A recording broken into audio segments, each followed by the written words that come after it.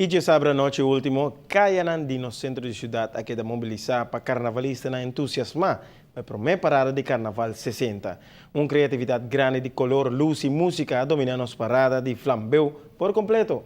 Em princípio, um total de 10 grupos confirmaram a participação de um facel, de qual, no último momento, um grupo caia fora. Para 8 horas em ponto, o facel optosta sali e acaba 2 horas de madrugada. É amanhã que Facala conta com a participação de Royal Carnival Group, com a preparada com 150 participantes, acompanhada para NBO Band. Majestic Carnival Group também viaja mais só arriba caminda com um total de 350 participantes, bailando com Delicious Band. O grupo mais grande da parada resulta de TOB, com a pone mais de 2.000 gente riba pia e 2 bandas e diferentes DJs.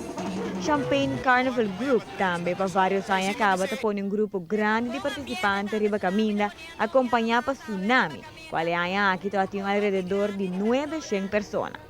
É surpresa para a faca lá que é resultado da Meta Social Club, que a princípio atreve uma controvérsia total para o que é tipo de house music de carnaval.